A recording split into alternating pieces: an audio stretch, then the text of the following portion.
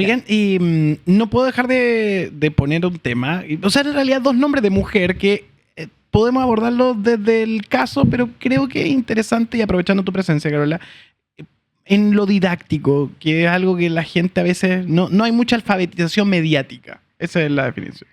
Respecto a lo que sucede con el caso de Bernarda Vera, por un lado, que ha sido evidentemente observado con consecuencias y declaraciones, y por otro el de Julia Chuñil. Creo que también hablan de son dos historias con nombre de mujer que generan impacto de mundos que también nos conmueven. El caso de Bernarda por el tema de la desaparición de personas, que indudablemente siempre con estos asuntos retoma el negacionismo cierto cauce y cierta violencia. Y por el tema también de Julia Chuñil, por lo impactante que es la declaración y hacia dónde va. Pero hay un tema que es cómo lo abordan los medios de comunicación. Y la demanda de las audiencias respecto a esto. Es más, nosotros tuvimos como una fortuna que fue una buena producción que nos instó a entrevistar a la abogada y al hijo de Julia Chuñil. ¿Ya? Eso fue como una forma de abordarlo, dándole espacio para que... Protagonistas. Protagonistas y hablan, y correcto. En el caso de Bernarda Vera es más difícil, lo que hemos estado esperando es actualizaciones, y no ha habido muchas actualizaciones por lo menos. Pero sí son dos temas que la gente demanda, pero también reclama. En el caso de Julia Chuñil, cobertura, y en el caso de Bernarda Vera, contexto.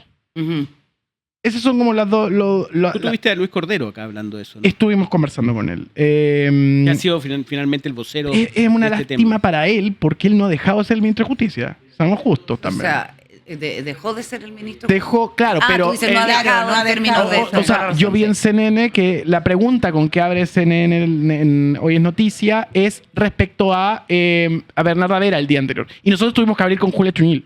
Entonces, y todos contextualizan. Sabemos que usted es el ministro. Entonces, dentro de ese punto de vista, ¿cómo se abordan los dos casos en sí mismos? ¿Qué es lo que tienen que llamar la atención de la opinión pública? ¿Y cómo alimentamos un debate rico, como tú bien decías, Paula, en vez de una trampa de sensaciones algorítmica, la cual podemos terminar elevando banderas favor en contra, que lo único que hacen es construir elementos polarizantes? ¿Les parece? Parto yo, voy a decir Dale. un par de cosas. Tema de Bernarda Vera. Hay una película que están dando ahora que se llama Batalla tras Batalla, ¿Ya? donde está el del Titanic, ¿cómo se llama? DiCaprio. Y tres más. Algo de esto tiene en el sustrato de la película, y es, ¿qué es lo que me pasa a mí con este caso? El terror, la persecución y hacerte desaparecer para volver a empezar. Si yo tuviera que ponerlo en una dimensión, no tengo ninguna duda que la señora es Bernarda Vera, no tengo ninguna duda, habrá que hacer los exámenes que haya que hacer, ¿no? Y comprobarlo. Pero creo que la discusión no está ahí. La discusión es, ¿cuánto te tiene que pasar? ¿Cuánto terror le tienes que tener a la persecución de los agentes del Estado, sabiendo que asesinaron como asesinaron, para que desaparezcas de la faz de la tierra, aunque tengas una hija, papá y mamá vivos? A mí ese encuadre, que no está en ninguna parte, es el que me produce una conmoción súper profunda. Y sobre Julia, la señora Julia, en los países de América Latina la persecución a quienes defienden el medio ambiente, a quienes defienden los derechos humanos, estaba siempre como de Ecuador hacia arriba. Esto es algo, se persiguen a los defensores de la tierra en el mundo y se les asesina. Así es. Y llegó a Chile, y son mujeres. Y en el caso de la señora Julia, desapareció hace un año, hay impunidad, y la justicia no solo tarda, ha tardado y no llega. Eso a mí me parece escalofriante. Yo creo que, fíjate que en el caso de Bernarda Vera, a mí yo creo que para nosotros los periodistas es como un tema, es un tema bien delicado, y en ese sentido yo no estoy muy de acuerdo con él, pero Luis Cordero ha sido muy insistente en criticar a la prensa y la manera como lo hizo en términos de dar público a algo que ni siquiera la hija lo sabía, ¿ya? Creo que hay un debate que es interesante. Creo que a mí la historia me parece realmente terrible. Creo que que todavía no está demostrado, y en ese sentido yo creo que Luis Cordero insistió mucho en el hecho de que todavía no hay pruebas de ADN que garanticen que la madre de la niña es la señora que sale en la televisión. Creo que todo eso nos coloca como periodistas en una coyuntura que yo creo que hay que pensarla y repensarla bastante en términos del daño y como se habla mucho de la revictimización, ¿no? Yo creo que por suerte la niña no ha aparecido, la hija, que ya no es niña, es una persona de 50 y tantos años, que al parecer además tiene limitaciones de movimiento, un 65% de movimiento del cuerpo. Es un caso bastante complejo y creo que al menos se le ha respetado eso.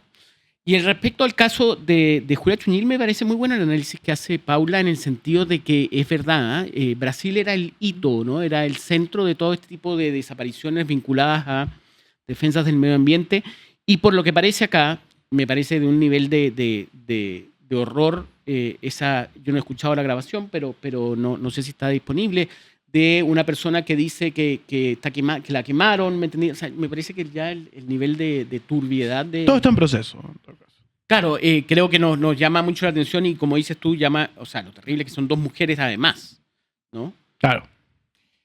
Bueno, el fiscal nacional Ángel Valencia dijo que esta filtración, que esto era como parte de la investigación, que es una cuestión parcial y que no vamos a conocer todavía el contexto, pero yo creo que es muy importante que uno le siga dando cobertura, o sea, que no lo abandone el caso y no se convierta solamente en un caso de medios, qué sé yo, alternativos, que expresan una preocupación y un compromiso permanente con este tipo de cuestiones.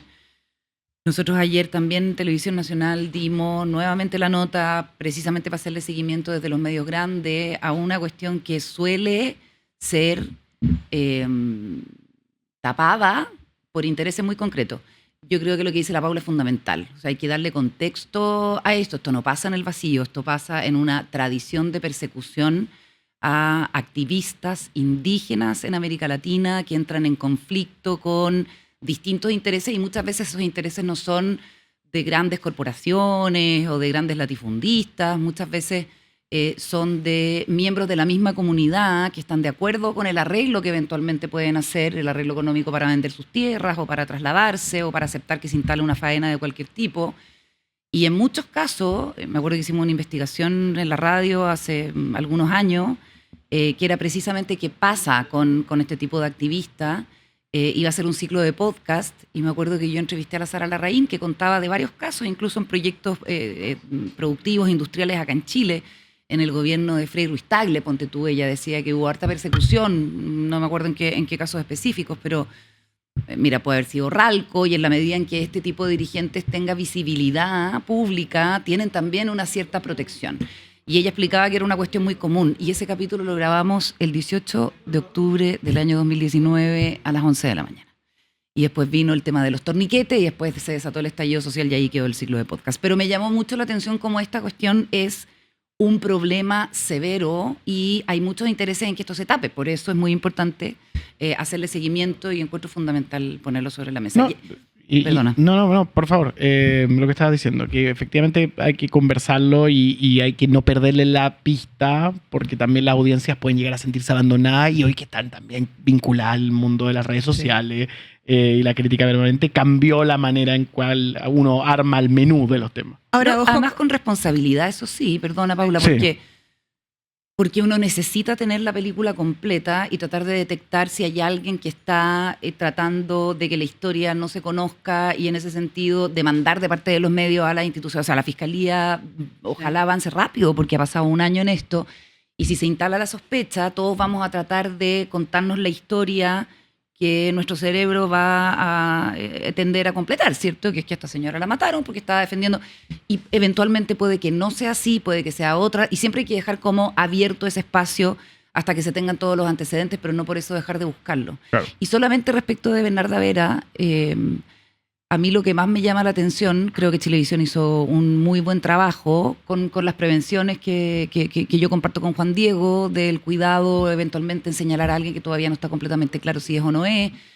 Pero yo creo que el error político es que lo haya sacado un medio de comunicación y no lo haya hecho la propia autoridad teniendo los antecedentes, cuando ya a esas alturas, según lo que ha dicho Luis Cordero, ya tenían las confirmaciones con Suecia, con la Interpol, con Argentina, en fin, con todos los involucrados de que se configuraba aquí una cuestión para investigar. Quizás con esos antecedentes debió haber venido del propio gobierno la información. Ahora, lo que a mí como que me espanta un poco es que salga gente de la oposición y de la derecha más dura a decir hay que hacer una ley, hay que buscar a las personas que están engañando al Estado con este tipo de cuestiones, cuando jamás han dicho hay que buscar a las personas que están detenidas, desaparecidas con la misma fuerza. O sea, yo creo que ese es Sí, y lo además, más elemental. además como marcarlo en ese contexto como si fuera una tendencia y no una excepción. Exacto. Ahora, en Oye. ese sentido, yo quiero destacar también algo que ha sido poco destacado, que es el plan de búsqueda. Yo creo que es una de las grandes contribuciones que ha hecho este gobierno en términos de derechos humanos.